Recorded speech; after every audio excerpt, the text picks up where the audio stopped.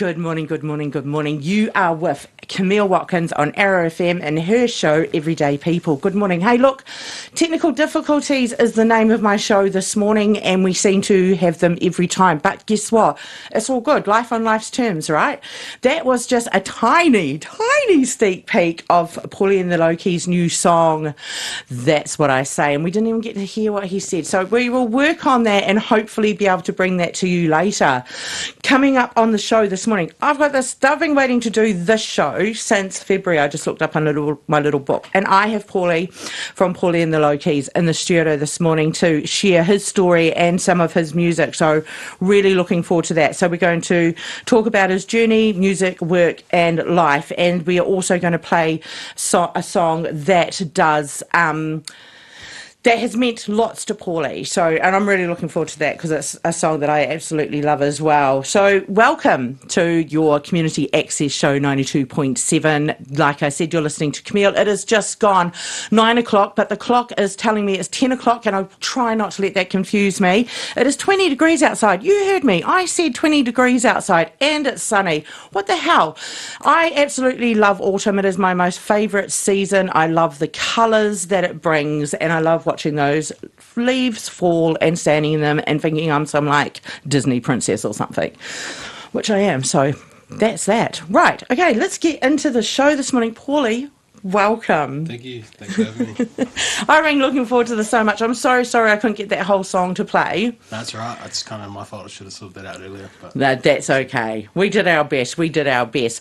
So, Pauli and the Low-Keys, they're a band that I've started listening to you, since I think it was James Trotman who first put me onto you from Jeff and the Angry Stick. Oh, cool, yeah. And I've been chatting with you via Messenger since then to get you on the show and to keep up to date with what you were doing, and you're finally here, so thank you so much for being here. I appreciate it. Right, Pauli, how did Pauli and the Low-Keys start?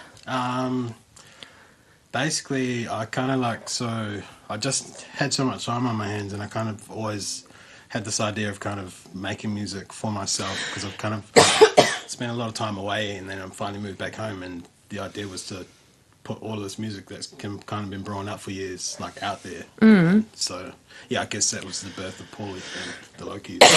Yeah, I've just been working away, making new songs, like, as they come into my head. Some old songs that I've written, like, years ago. Mm.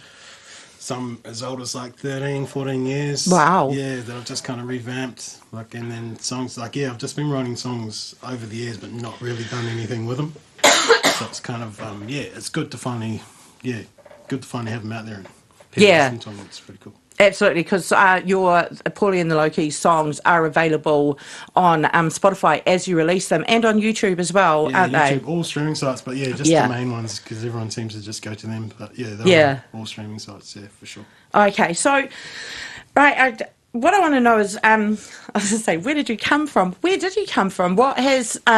led you to end up in Masterton? So, and I know that you came from the Deep South. Yeah, so, like, our bloodline, like, I'm a Tūhoi, half Samoan, half Māori, but my Māori side's Tūhoi, so we actually come from Rātoki, the top of the Uruweras. Okay. Yeah, I grew up in Bluff and Invercargill, so did most of my primary there, and then ended up in Masterton when I was like 11 years old, like 97.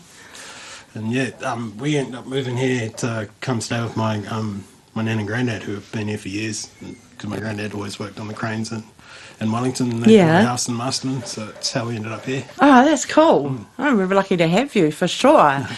And so your musical influences over the years, what have they been? Man, there's heaps of, actually. I actually wrote some down because I knew I'd forget everyone, but like earlier on it was, like, I was obsessed with Rage Against the Machine. Yeah. And Eric Clapton, those are the first two CDs I had, actually. Rage Against the Machine, Evil Empire, and Eric Clapton Unplugged. And then, but yeah, like Red Hot Chili Peppers, Jamiroquai.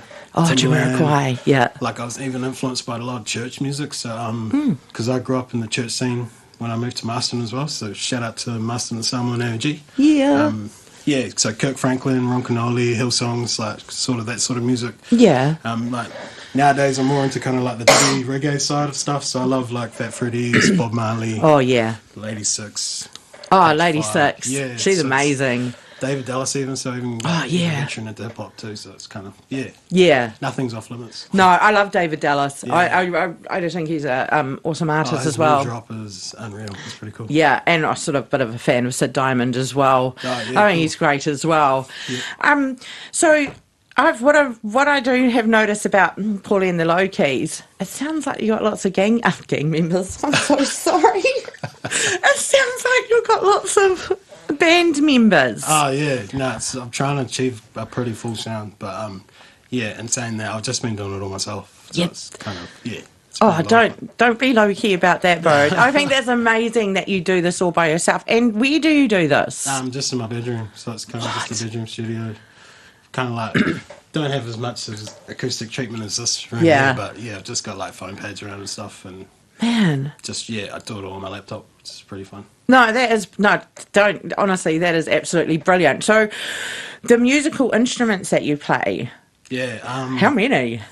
Oh, not that many. I play guitar, but like so through and through, I'm a bass player, so I've played a lot of bass over the years. But yeah, I can play guitar, probably like more rhythm guitar than lead guitar, but I can play both, like dabble in both.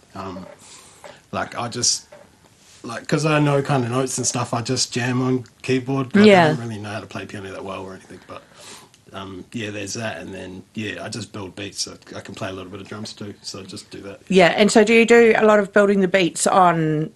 Yeah, so everything on a MIDI controller. When I say MIDI controller, I'm just doing it on my laptop. But Yeah, and who taught you that? Just self-taught over the years, I guess. Like I've always got like a little bit of influence from other people around me, and like in terms of bass, guitar. Which actually, shout out to Elton Halford. He trained me on guitar and bass when I was at school. Oh, wow. But then, like even at the church, I learnt a lot of bass from the band that I was in at church as well. Yeah. But and then everything else just kind of YouTube University. Yeah, true. YouTube University. I haven't heard that one before. That's really good.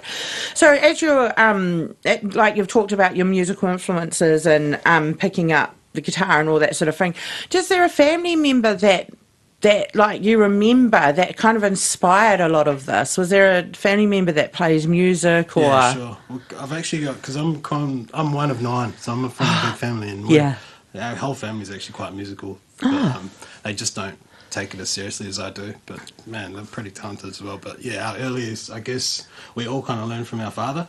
He's not here anymore, but yeah, he was a keen singer and playing guitar. So it that was where we kind of started just watching. Like, I think the first time I picked up guitar, he was like in hindsight now, he was kind of just testing to see how strong our hands were. So try to get us to play like 3 chords, and I think I was 7, my sister was 8, but I couldn't do it because my hands weren't strong enough.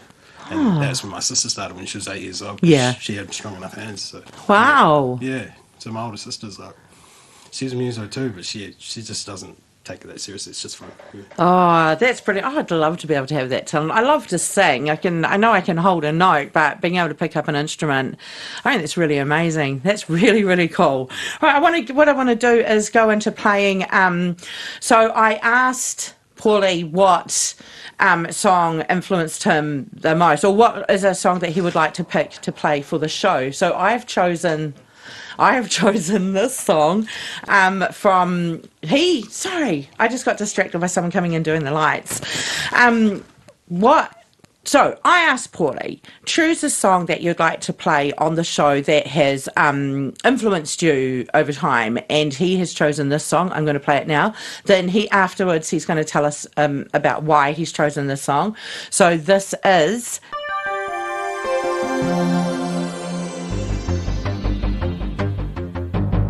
Welcome back. I have Pauli in the studio from Pauli and the Low Keys. You are tuned in to Camille with her show, Everyday People, Arrow FM 92.7, your community access station. So, I love that song, eh?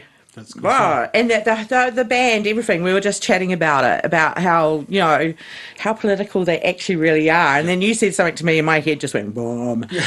Just like, your anger is a gift. Is that it? One of their lines? It's my favourite quote from one of their songs. Yeah. I was like, oh, wow, okay. So, why? Why did you choose that song? That was when I first picked up guitar playing at MIS. That was kind of one of the biggest bands I started getting into, and I think I was sold on the band just from the cover alone, because you see Buddhist in the front and he's on fire. Yeah. And then you understand what it is. Yeah. It's kind of like, whoa, this band is something different. Yeah. And then, I guess the Tom Morello being a guitarist, I love Tom Morello. He's my all-time favorite guitarist. Ah. Just because he pushes the boundaries on solo. So, like, in that song alone, like, you wouldn't, if you were just listening to that, you wouldn't believe that was a guitarist playing that solo, and then it sounds just way different to what normal solos you hear. Yeah. So I was kind of sold on that sort of stuff. And, I've obsessed about them all through high school and everything. Nah, that's wicked. That's a good band to obsess about, honestly. And I get that. I love, like, one thing that I'm learning from talking to musicians on and having this show is I'm learning things about music, and I'm taking little bits and listening. Like, I've always loved bass, and that comes from credit to Clearwater Revival, one of their songs, and I can't remember it right now, but the bass line in that is amazing. So I like to look out for things, and learning that that it wasn't a guitar solo, it was a bridge, and stuff like that. I'm like, look, I'll explain one day because I can't even explain it, but just learning things like that, it blows my mind. Cool. It is really cool. So in your time of being a musician, and you're going to be amazing one day, I know this, what other bands have you played with? Might as well go right back. Let's do it. Put a timeline together. He's looking on his phone. So 95, that's MIS, intermediate school. 95, it says 99, I said 95. Misfits with Miss Neil. 2000, third form at Watkins, a band called Arquette, and I think there's like a few members from the Misfits that just carried over together at Wairarapa College. Then 2002, 2004, I was like just started playing rugby and not really doing music, so I didn't do anything there. But in my last year at the high school, I was in a band called Anacrusis. It was kind of like during the punk rock scene, so it was like Good Night Nurse. We did a lot of covers. Good. Yeah, Red Hot Chili Peppers we played as well. It was quite a cool band. Oh, cool. And then, then I went to uni, tried my luck down in Wellington, and didn't really like do any music while I was there. Even though I was trying to do a music degree. Oh, true. Oh, no. But then, I moved back when I was 20 and got off to play in a band that was being grouped together called Def Lemon, which was kind of a lot of fun. So that was one of the bands there before I moved on to do my own thing with and try to build a band called Sneaky Roots, which was kind of it was a 3-piece turned into a 4-piece, but that's kind of where my songwriting kind of started. And I think that is 2010 that's going to. And then 2011 moved to Australia, so it's kind of real hard to get into a band when I was in Australia, starting again from scratch, so I did a lot of solo stuff. So, I did that from like 2014 to before I moved home, which was just to start, like just before the lockdown, 2020. So I moved back home then, and then from there on was like, try to get in as many bands as I could. Try to form a band straight off the bat, but then I guess like COVID kind of took over, so that kind of just dwindled away. And then, I was lucky enough to be asked to play in a band called Cece's House, which was just recently, I think 2022.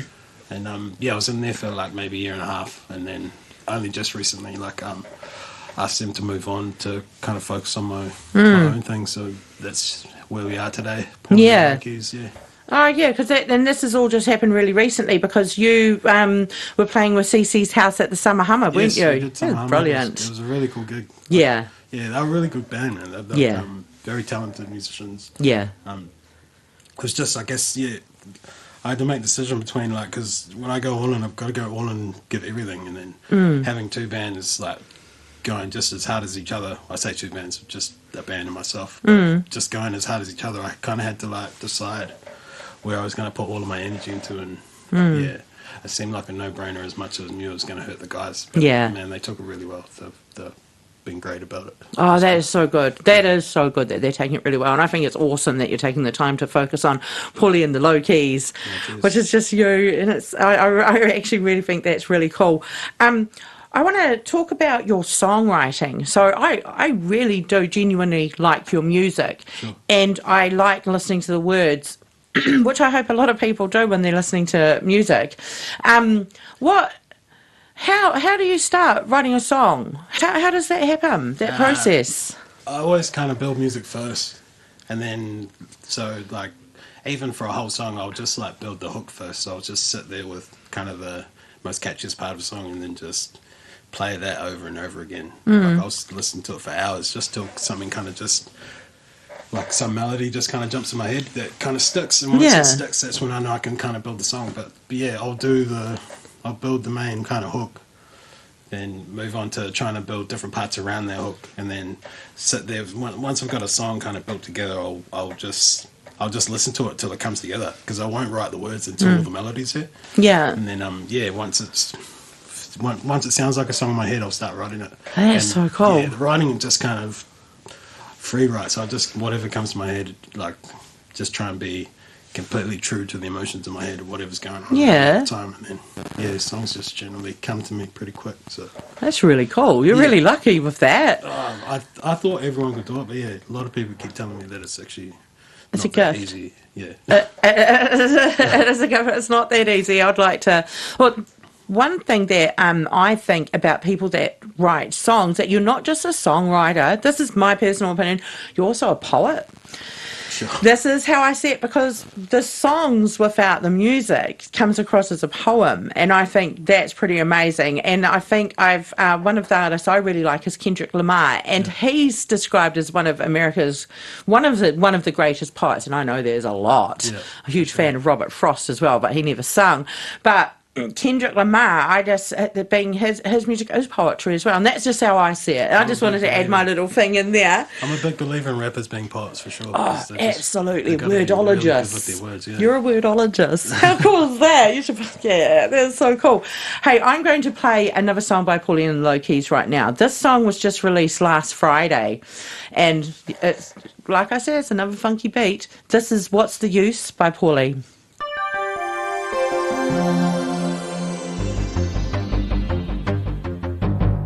You are listening to me, Camille, my show, Everyday People on RFM, your community access station. I have Pauli in the show here, and we were just talking about someone who's my cousin, and I just want to make sure I've got the right guy, so I'm going to finish this conversation now. Okay.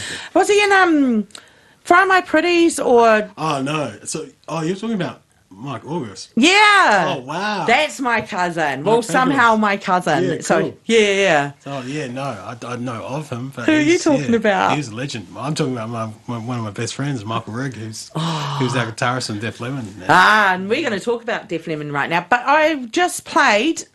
oh, shivers. What did I just play? What is the Use by Pauli? And that was just released last Friday.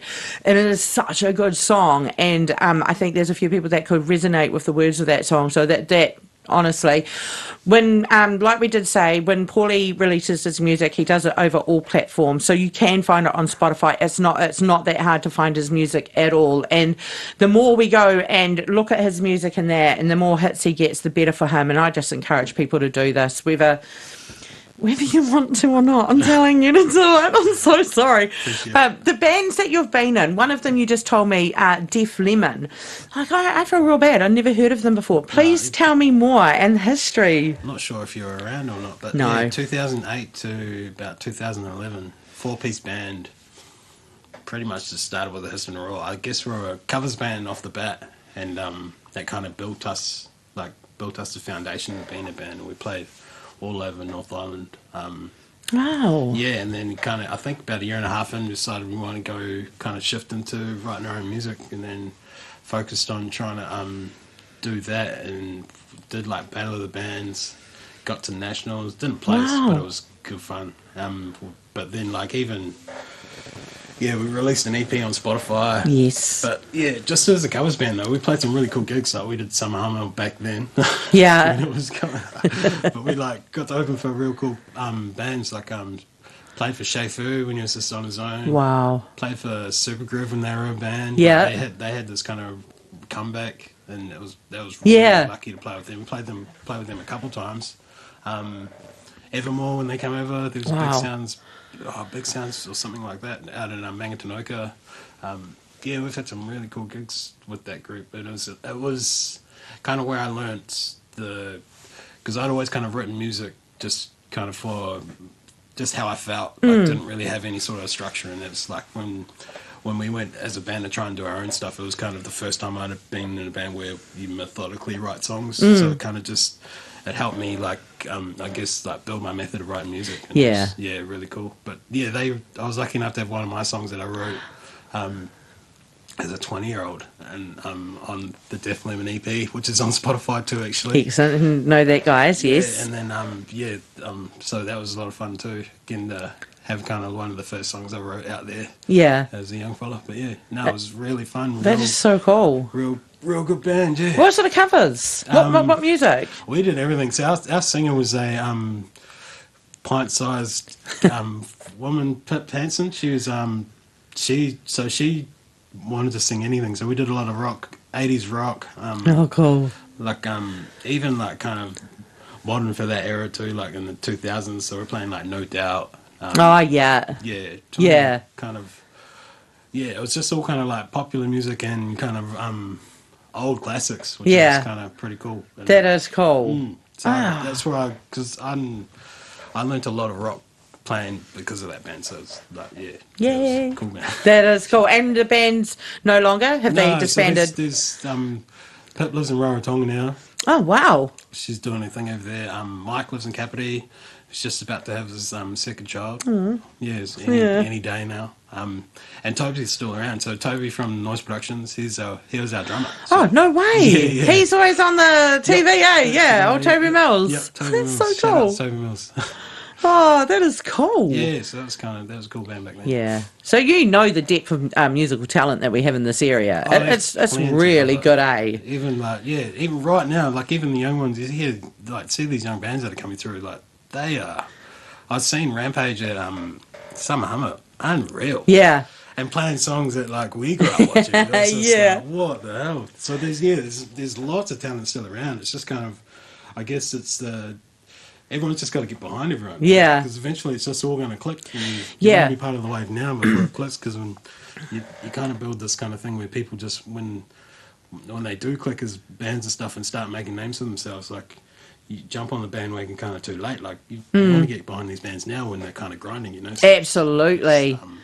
yeah, there's heaps of good bands around. Dead Zephyrs, Cece's House, doing me. Yeah. Like they're going to be dropping music anyway. Like they've got music coming out. Which is That quite is cool. so good. Yeah. So I was reading something just yesterday, actually, about people going, "Oh, I'm not listening to that band anymore. They got popular." And people have got to realise that's what happens. People haven't sold out or anything just because they got popular. No, they haven't changed. It's just that their music got popular, and people People finally started hearing them. Yeah, absolutely. And New Zealand has such a big problem of tall poppy syndrome, and it is really, really sad to see and to hear about as well. So I'm just like, that's why I've got this show. I get to have people like you come on and talk about it, and I love it. I love it because I get to listen to your music too.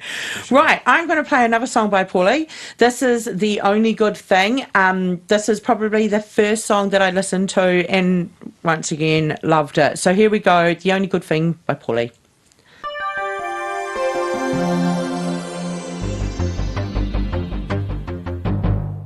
Welcome back. You're with Camille on Arrow FM 92.7, your community access show. It is the most brilliant place in the world on a Wednesday morning.